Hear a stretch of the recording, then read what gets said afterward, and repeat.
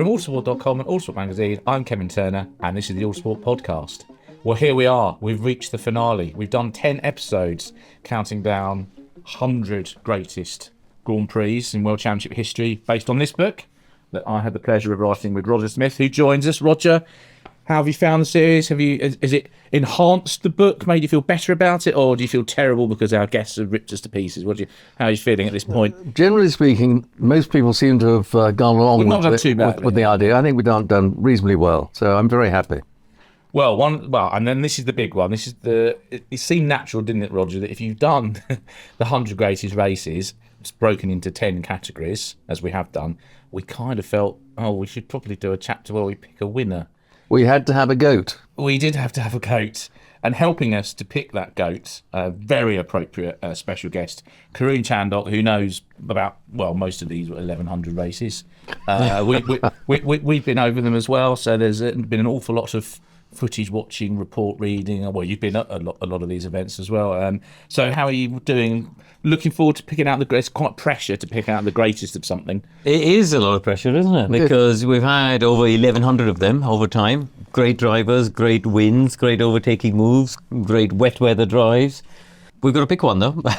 I know. It was one of those things that me and Roger, is there a way we can finish the book without picking a winner? Yeah. We thought, you can't do all that work and then not pick the No, greatest. you got to get off the fence, haven't you? Exactly. So, and it's meant to be it's meant to be a bit of fun, highlighting the best moments in Formula One history. We're not meant to be upsetting anyone. Hopefully, everyone has enjoyed the series and will enjoy this finale. So, I think it seems logical that we have to start with the 10 winners of our chapters so far. I think that's a good point to start. Otherwise, we're contradicting ourselves, which is never too good, is it? Yeah, because really, it's a tough one, isn't it? Because you could say the second one of a particular category is higher than the winner of another category. Absolutely. If you look at the greatest race of all time, sort of as just as a broad over across 1,100. But I do like your methodology, because if we didn't break it down into the 10 categories, it would be impossible, I think, to actually whittle this down. So, yeah, I like what you've done. Break it down to 10 and then pick one of the 10. Well, I think that's a good point, actually, because if we were doing the top 10 greatest races, we wouldn't have this final 10. I think Roger would agree with that as well. So, but we will just go through, because these are the ones, obviously, we've got to select from. So the number one in thrillers was the 1971 Italian Grand Prix. Duels was the 1979 French Grand Prix, even though the duel itself was for second place. Comebacks was one Manuel Fangio's drive, the 1957 German Grand Prix. What the hell, or other words, was topped by the 1998 Belgian Grand Prix at Spa. Epics was Ayrton Senna's win in the 1993 European Grand Prix. Rainmasters was two Jackie Stewart races, though they didn't actually win at Monza in 71, of course. 1968 German Grand Prix on the fearsome Nordschleife. Surprises, the 2012 Spanish Grand Prix, Pastor Maldonado. Now, how many lists would he get into the top 10 of in a World Championship Grand Prix history? Past Masters was the 1986 Hungarian Grand Prix, although we had quite a lot of debate about the number one for that one, in both for the book and in the podcast. Number one in folklore was the 2016 Spanish Grand Prix, Max Verstappen's debut win for Red Bull, and in title deciders, which I think we'll probably be coming back to, because I think it's an important category, as we discussed in that episode, the 1986 Australian Grand Prix at Adelaide. So I guess, chaps, the first thing we should do is that we don't need to really talk about in depth these races again, because we've done that. So are there any that we should knock out straight away that you said, that can't be the greatest? I think that's easy. In order to get our 10 chapters, we did have to go off piste slightly. A little bit, yes. On the chapter called Surprises. That was the one that was jumping out at me, I must admit.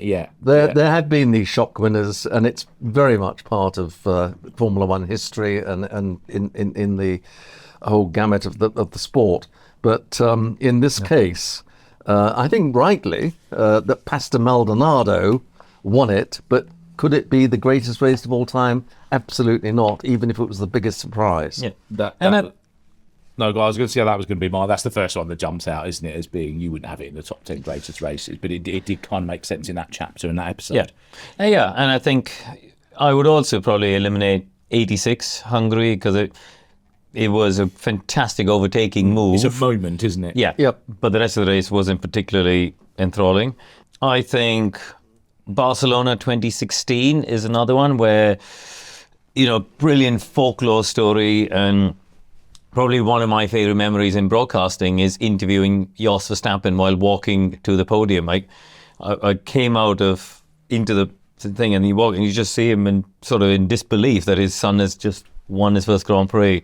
But I'm not sure if it was like the greatest Grand Prix of all time, because that's quite a big statement we're hanging on. Well, I was there too, and I'm sort of sorry that we're sort of dismissing it, but we're right to dismiss it. Yeah. Because, I wanted to have the greatest race as one I actually attended. Yeah. But it's not going to work out. Roger. It's going to work out. But I would also say that we're looking at the best, aren't we? We want to show F1 in its greatest light. Yeah. So I don't really think the greatest Grand Prix can be one in which basically the most memorable moment is Lewis Hamilton and Nico Rosberg crashing into each other.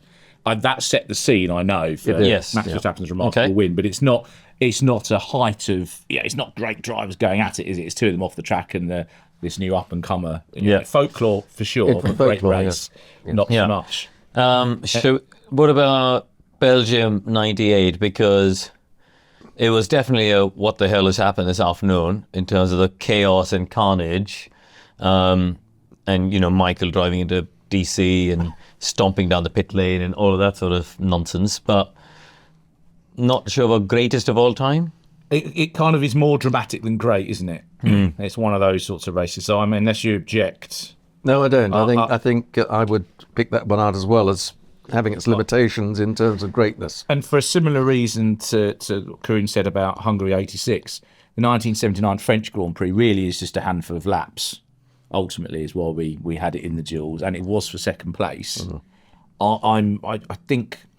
Well, do you agree that the greatest Grand Prix of all time should be won by one of the greats? Because with no disrespect to Jean-Pierre Jabouille, I don't know about that. Does it need that for gravitas or not? I don't think it needs to be won by one of the greats, but I think that you need to have a great story around the win. Like the win shouldn't, if I think of like the 2010 Abu Dhabi Grand Prix, for example, was an amazing story. 4 drivers started that day with the chance to win the world championship. The bloke who won it hadn't led the championship all year, but actually as a race itself, there was a lot of tension, but the winner was a dominant winner. Vettel literally disappeared. So to me, that's the kind of thing where Dijon as a duel, probably the most memorable, and rightly you've got at the top of the list. Not sure about greatest Grand Prix of all time because it wasn't for the win. I think your point about it should be one of the great drivers who wins the greatest race is valid. I think coming close to bucking that consideration is Peter Gethin's win in 1971 Italian Grand Prix, because it was a phenomenal win. We when we discussed it in the earlier episodes, the fact that he was able to make up 10 seconds, latch on to the leaders, and then come through and actually win it with a stonking overtake was amazing. But as Jim Clark said, Monza isn't a driver's circuit, and it's for that reason that I would probably say that it's a great race. It should be right up there, but it's probably not the greatest. So do we think venue has to come into it then? Well, I don't know about venue, but I think an element of sort of there's a bit of luck and jeopardy in Monza in terms of getting the slipstream at the right place at the right time, isn't there? That's what you're kind of alluding to there, isn't it? It's not a pure. Well, that's what Clark was alluding to, I think. Yeah. When he sort of dismissed his remarkable 1967 race, his recovery race, as not being one of his greatest races because it isn't a driver's circuit. There is the element of slipstreaming luck in it, but I agree with all that. But I will just throw for your Jim Clark, I'm going to throw Jackie Stewart at you, who claims because I interviewed him about this, 1973 Italian Grand Prix is his greatest ride, on the basis that taking time out of another driver at the Nürburgring was easy because there were only 1 or 2 drivers that could do it properly, whereas at Monza everyone was quick. So to chip away after his punch to come back to 4th in 73 was harder because he had to be on it, relentless, and make no mistakes to chip away at these other drivers. But so Peter Gethin then? I don't know whether it's got enough of a storyline to it and gravitas. I mean, it held the speed record for over 30 years. Fair. It's such a function of a slipstreaming. You know, Formula Fords have that sort of race, don't they? So let's put a pause on that because it might come back, we're thinking. So what about Donington 93? Because it was a winner of our epic category. And it was an epic drive, right? It was an epic Senna performance. And that's what the most memorable part of it was. But really, by the end of lap 1, he never looked like he was ever going to lose that race.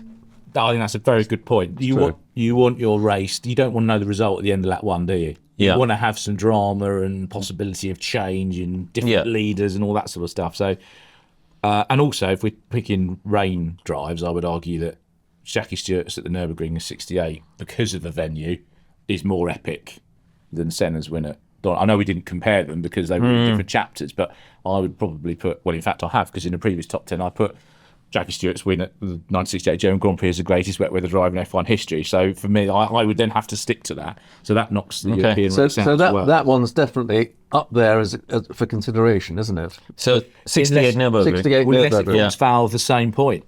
Was there ever going to be any other winner after the first lap? I mean, his fastest lap was 15 seconds quicker than the next fastest lap. Yeah. So again, an outstanding drive, and in many people's opinion, the greatest ever wet weather drive. This could be the difference between the greatest race in F1 history and the greatest drive in F1 history. Yes, which is a great idea for a new series. Just note that down. So this is now coming back to the greatest race, not in the greatest individual drive, which then you say Senna 93 and obviously JYS at the Notchlife come in. So. Are we now eliminating those two? So we're down to 2 now. So we're saying, 70? Well, no, hang on, we got 3, because we've not ruled out 71 Monza. 71 Monza, a 57 German Grand Prix, and the 1986 Australian Grand Prix. Yeah. Yeah, I mean, the 57 German race was phenomenal. I mean, he came back from a long way back, Fangio, to win it. So you've got a lot of action going on in the end. And... if Fangio is one of the greatest drivers of all time, and that was his greatest race, which most people accept, then it must be very much up there. Well, hang on. Let's also take a step back, because in the book you've looked at 2 other races which weren't category winners as being one of the top 3 races, and I think you've chosen 2 very good ones, haven't you? So I think. And this is to put it back to you, that a title decider has an extra gravitas to the race, because it's not just the storylines of the day, it's the storylines of the whole season. And so, by definition, I think the title deciders chapter episode maybe should be the one that's a couple of other candidates going to come from. So the top 3 in our title deciders episode was 2008 Brazil, 1976 Japan, as well as 1986 Australia. But do you accept the title deciding sort of weighting on it? I think so. I think there's so much more at stake than one single Grand Prix, isn't it? Winning a world championship or having the championship decided by more than one driver. More than 2 drivers even in some of these cases. And we selected from the 30 races, which went down to the wire, to the last finale. Yeah. So that they're absolute shootouts, You can't take it any further. This is it. A championship is going to be decided. And I think you're right. I think the greatest race of all time has to be a championship decider. So for me, there's one that's ticking all the boxes. Drama till the end, pretty much the end. Won by a great driver, a championship decider. I'd argue the venue was pretty cool as well, and multiple storylines. We've not just got the Fangio coming through the field against the odds. Against the odds. Yeah, it encompasses champion and race win. It encompasses, I think, and it's also. I know that you guys don't necessarily buy into it, but I do think the Greatest Grand Prix has to have some of the greatest drivers playing key parts in it, which for me does downgrade Monza slightly, which no disrespect to Peter Gethin. And when you've got Nigel Mansell, Nelson Piquet, and Alain Prost shooting out for a world championship, and Ayrton Senna is a bit part player in that, I think that's got to have a strong and Keke Rosberg. Well, I was going to say, race for him. You had 5 world champions lead that Grand Prix. I mean, how often does that happen? We could probably, that's a whole other thing to research, isn't it? How many times have 5 world champions led the same Grand Prix? List, yeah. So yes, I think we're leaning. That's why we're all sort of, I think, agreeing on Adelaide '86, aren't we? Well, you didn't have the chance to join us on the title deciders episode. So are you happy with, out of those top 3? I mean, a lot of listeners will probably think 2008 Brazilian Grand Prix because of it's probably the most dramatic final seconds to a world championship. But as an overall race, we didn't rank it as high as Adelaide. Yeah, I think so, because I think, first of all, having 3 title contenders versus 2 is special. I mentioned 3 of whom would go on to be world champions or were already world champion. Yeah, I mentioned 2010. Obviously, we had 2007 was another one where we had 3 title contenders into the final round. But 86 was amazing because, a bit like 2010, the guy who was third, the outside shot, ended up winning the world championship. I mean, on the opening lap alone, we had 3 different leaders, didn't we? Yes. We had Mansell, and then Senna took the lead, and then Piquet took the lead, and then very soon after that, Keke Rosberg took the lead. Went off, didn't he, on his own? So it's just, it was a brilliant opening lap, and this set the scene. But also, I watched the race back in full because I did a little short film about the 86 season and Adelaide specifically for Goodwood a few years ago. So I watched the whole race back. And I was very lucky. I got to speak with Prost, Mansell, Patrick Head, Ron Dennis, Derek Warwick, also Nelson Piquet briefly. And it was just really interesting listening to their recollections of it and how, they thought about the strategies and how they were going to, like Goodyear and Prost secretly knew all along that they were going to pit. Yeah. Which they kept very close. They kept it as a closely guarded secret, and I think McLaren and Prost actually even kept it a secret from Goodyear because they were a little bit worried that somebody at Goodyear might tell someone at Williams. There are still people at McLaren now who were there who didn't realise. Yeah. So they kept it quiet. What they didn't realise, obviously, he was going to get a puncture and pit as early as he did. I think he was meant to go a few more laps. So it was definitely a puncture, no question. Yeah. Yeah. A fake. It wasn't. No. They didn't just. Exactly. Yeah. So, I think that's just. It's just. I was only 2 years old at the time, so obviously I don't have a sort of live memory of it.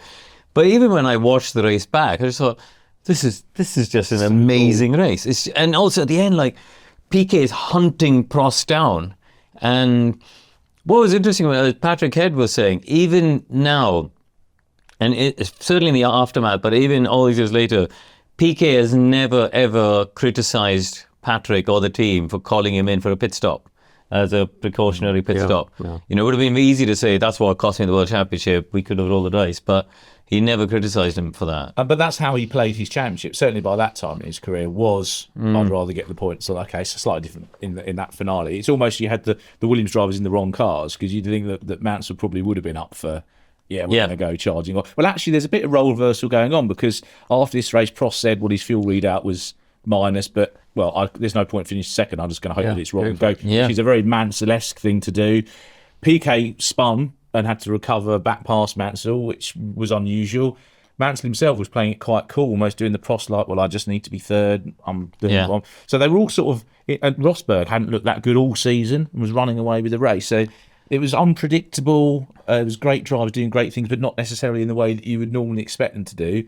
And I think, Nigel Mansell would quite rightly argue that he would have been 86 world champion, but I can't get away from the fact that the best driver in the world at that time did win the world championship, I think, as a result of this race. And I think that kind of gives it a little bit of a season campaign in 1986, one of the all-time greats, surely.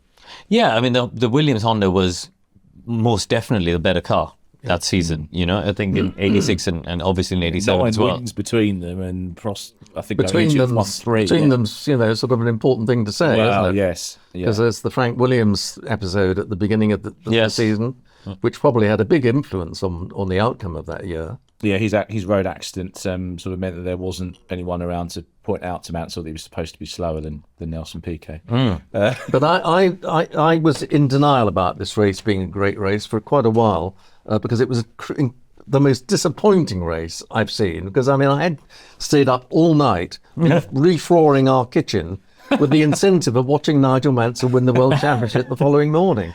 And when that tyre went, it was a sad moment. And for some time, until I read something by Nigel Roebuck about how he thought that race was absolutely outstanding. Oh, that's right. Yes, he picked it as one of his greatest, didn't he? Yeah. And it's not until then I suddenly realised you've been trying to call that race ordinary when it wasn't. It was absolutely extraordinary.